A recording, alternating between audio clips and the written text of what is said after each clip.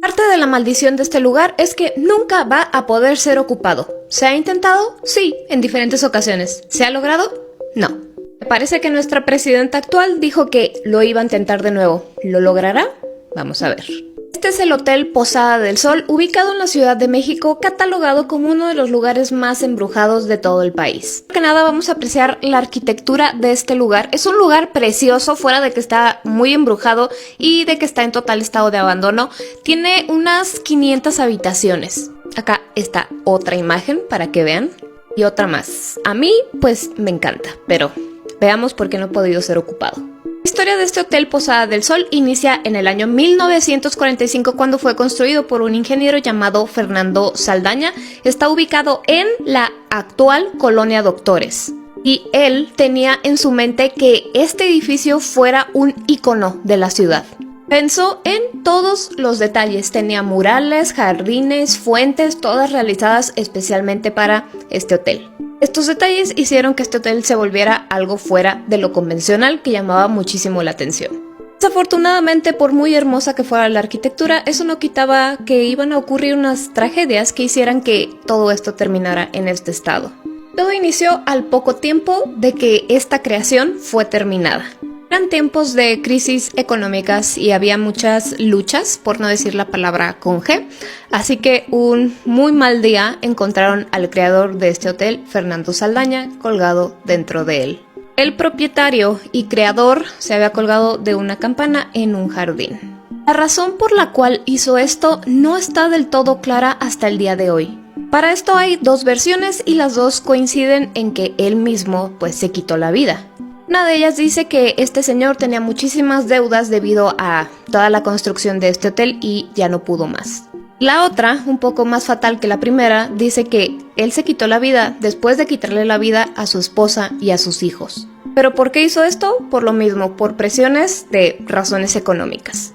Desde ahí se asegura que el fantasma de Fernando Saldaña pues anda vagando por todo su hotel que construyó con tanta ilusión, que nunca pudo ser disfrutado como él hubiera pensado, ni siquiera le dio el uso que él quería.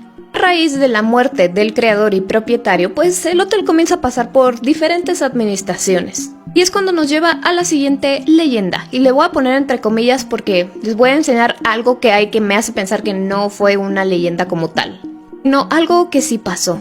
Esto ocurrió en la década de los 60 y dice aquí que llegó a ser sede del IDECO. Por más que busqué que era IDECO de esos años, no lo encontré, pero me imagino que era pues alguna institución del gobierno o algo así. Que resulta que una de las actividades que se realizaban en este hotel era cuidar a los hijos de los empleados. Resulta que de esa guardería se extravió una niña. Hicieron una búsqueda súper intensa y cuando por fin la encontraron en la habitación 103, desafortunadamente sin vida. De ahí se cuenta que el espíritu de esa niña se quedó atrapado en este lugar y si tú entras es muy probable que te la encuentres. Aunque hay otra versión porque dicen que realmente ese espíritu de la niña es realmente una de las hijas que tenía Fernando Saldaña, el creador de este hotel. Ahora, ¿por qué pienso yo que a lo mejor esto sí ocurrió? Porque vean esto. Resulta que hay un altar para esa niña dentro del hotel en esa habitación donde se encontró. Incluso si se fijan aquí hay una foto de esa niña, está su vestido y la gente le deja juguetes, pelotas, dulces, cosas así. Incluso, bueno, aquí pueden ver una pelota rosa y si ustedes buscan en plataformas como exploraciones urbanas que se hacen a este lugar, ellos buscan específicamente llegar a esta parte del altar.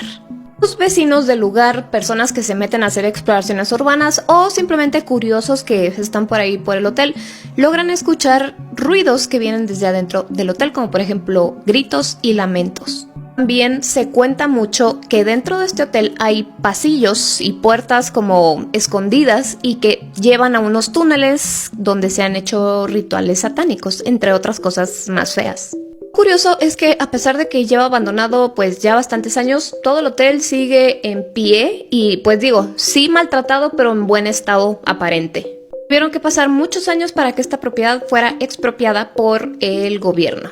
En 1998, el presidente de ese entonces trató de utilizar pues esta propiedad para poner una institución y pues simplemente no pudo.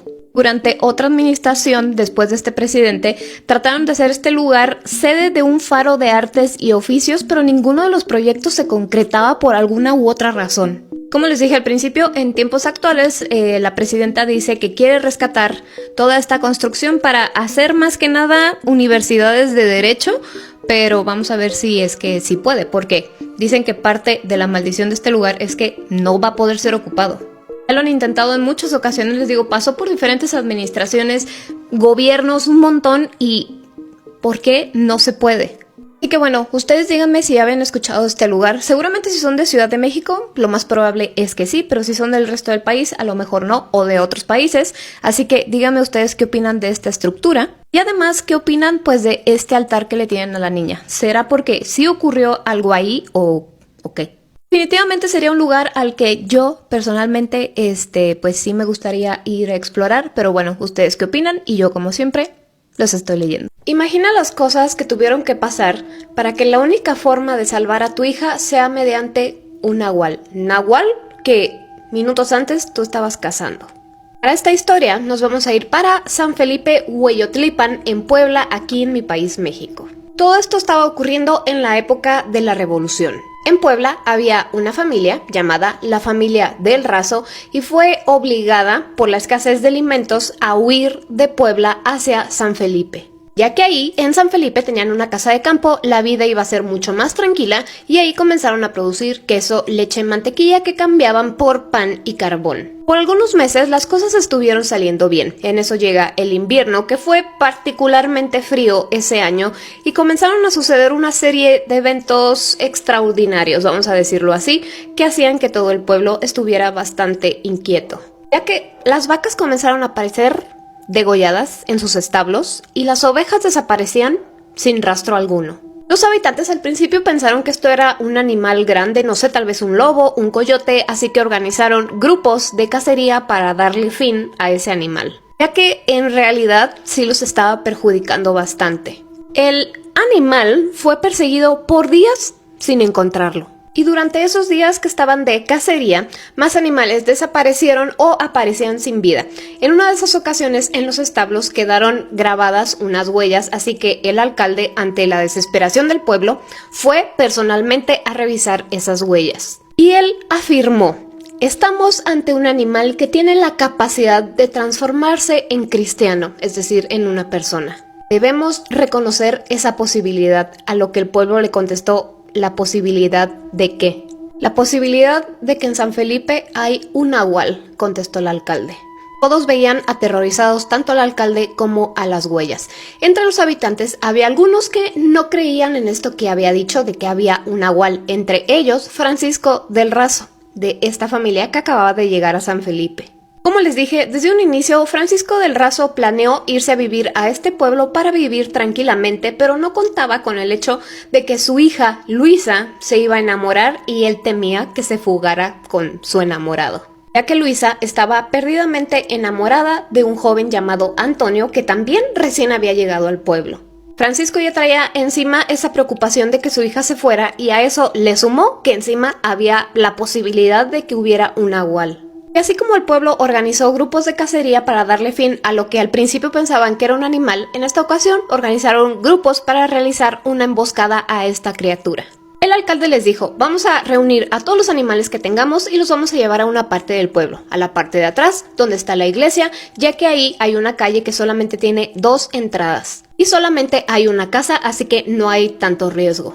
Escogieron hacer esto en la noche de luna llena para tener la mejor visibilidad posible. Así que reunieron a todos los animales en la calle donde habían dicho y esperaron a que llegara la noche. Llega la noche y en eso la bestia, la criatura, apareció.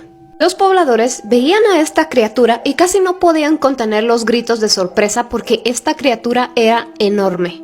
Medía la altura como de 3 hombres, tenía pelaje gris, mitad humano, mitad animal, caminaba en 2 patas y cuando vio a las ovejas enseñó los colmillos. Y aquí fue donde el alcalde ordena el ataque a esta criatura.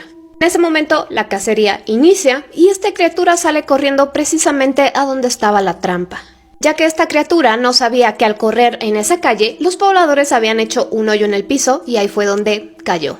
Cautelosamente se fueron acercando al pozo porque ellos pensaban ver a esta criatura enfurecida, pero cuando se acercaron vieron que había un humano y estaba inconsciente. Francisco del Razo inmediatamente reconoció a aquella persona que estaba en el pozo porque él era Antonio, el enamorado de su hija. Todos estaban sorprendidos y decidieron mantenerlo encerrado para ver qué era lo que iban a hacer con él. Querían meterlo a la cárcel, pero si decían que lo acusaban de transformarse en animal, pues los demás se iban a reír. Pero tampoco podían dejarlo libre porque ya habían visto qué era y lo que había hecho. Sin saber qué hacer, lo dejan encerrado todo un día y al día siguiente es cuando todo toma un giro inesperado, ya que un grupo de revolucionarios llegó al pueblo para pedir provisiones. El pueblo amablemente le entregó caballos y alimentos, pero estos revolucionarios también se querían llevar a las mujeres. Entre esas mujeres que se querían llevar estaba Luisa, la hija de Francisco del Razo. Su padre trató de impedir que se la llevaran, pero no pudo, así que por un momento recordó a Antonio. Corriendo, acude a donde estaba Antonio y Antonio, que ya sabía la situación, le dice: puedo ayudarlos. A lo que Francisco le dice: ¿cómo? ¿Y qué necesitas para salvar a mi hija? A lo que Antonio contesta: carne y sangre. Francisco, que llevaba cargando un machete, liberó a Antonio y le entregó un corazón de cordero. Y le dijo: cómetelo y haz lo que tengas que hacer, pero salva a mi hija. Antonio se come aquel corazón, se transforma en animal y sale a defender a su pueblo que quería que él muriera. El nahual comienza a luchar contra los revolucionarios que no tuvieron oportunidad contra él. Fácilmente Antonio ganó. Ni machetes, ni balas, ni tantos hombres que había pudieron contra él, así que los pocos que dejó con vida huyeron del lugar. Todo el pueblo estaba como bastante apenado de que querían que el nahual falleciera y ahora pues se los había salvado, así que le dijeron: te permitimos que sigas viviendo aquí. Ya que pensaron, bueno, puede sernos útil que una criatura de estas ande por aquí, esté a nuestro servicio y a cambio ellos le iban a dar una oveja cada semana. ¿Cómo será casarse con un nahual? No tengo idea. El caso es que Antonio y Luisa se casaron. Y a partir de ese momento nunca se supo que algunos otros forasteros quisieran llegar a este pueblo a saquearlo o llevarse mujeres, animales o cualquier cosa. Y es que es bien sabido que los nahuales se transforman en animal, pues sí, para robar algo de ganado o algo de cultivo para alimentarse. Y a pesar de que al principio no le están haciendo un mal a nadie más que robarse algo de comida, ellos deciden como irlos a cazar y es cuando el nahual ataca o se defiende. Pero hay otras muchas historias donde los nahuales son malos, o sea, se roban a los niños, se los llevan, se los comen y en general pues se portan muy mal, tanto así que las personas no les queda de otra más que cazarlos. Lo bueno que en esta historia todo salió bien y el nahual era bueno, tanto así que se casó. Pero bueno, díganme si ustedes son de Puebla, si ya habían escuchado esta historia y si no, díganme qué opinan y ya saben que yo como siempre los estoy leyendo. Si logras pasar una noche en esta casa, te la regalan porque nadie quiere pasar ni un minuto ahí. O bueno, por lo menos eso dicen que es el reto. Esta casa es conocida como la Casa de Francisco Juárez, ubicada en Celaya, Guanajuato, aquí en mi país, México. Pero realmente es que Francisco Juárez no es, bueno, el propietario de la casa, sino que más bien es la calle. O sea que sería la casa en Francisco Juárez, Celaya. Pero ¿por qué nadie quiere estar ahí? O sea, ¿por qué nadie la quiere rentar? Incluso aquí podemos ver un letrerito de se vende o se renta, no alcanzo a ver. Pero creo que ahorita la tienen en renta porque la casa está en estado de abandono si la casa está bonita. Bueno, pues resulta que hace unas 4 décadas aproximadamente una familia vivía muy feliz aquí. Era la pareja y sus hijos, pero destacaba más que nada la niña pequeña que ellos tenían. Los años pasaron y todo iba bien, pero cierto día la tranquilidad y la felicidad de esta familia fue arrebatada, ya que encontraron sin vida a su hija aquí en su casa. Alguien le había quitado la vida. No se sabe bien cuándo, ni cómo, ni quién, pero el hecho fue que la familia nunca pudo superar esta pérdida.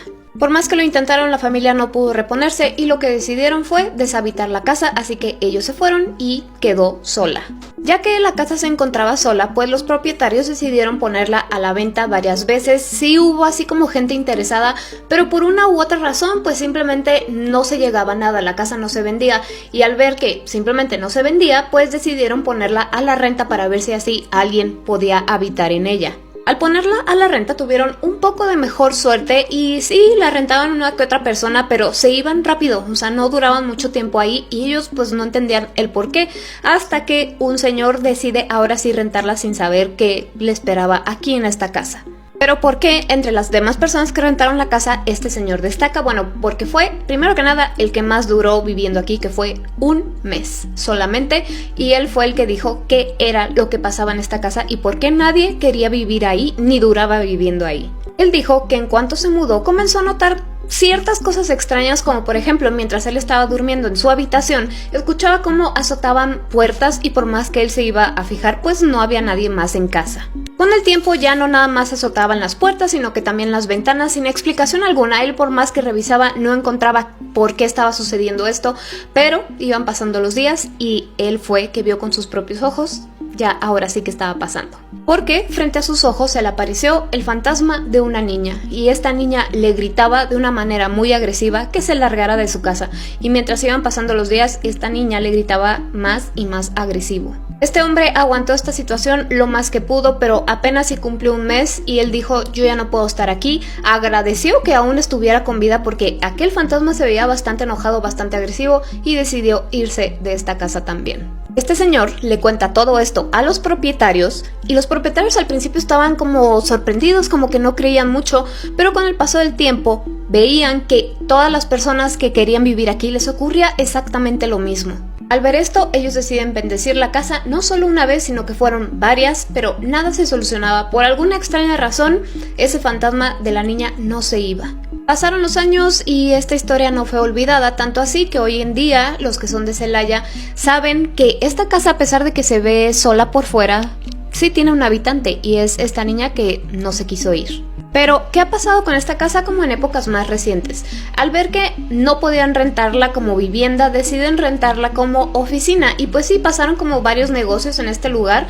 Hasta un partido político tuvo sus oficinas aquí. Y el tiempo que ellos estuvieron dijeron que a ellos no les ocurrió pues nada. El detalle es que pues ellos no la necesitaban como vivienda, sino nada más estaban en horarios de oficina. Familiares y personas cercanas a los dueños dicen que esto no es verdad y a pesar de que lo han dicho, pues la reputación de la casa no se le quita porque pues no la quieren rentar.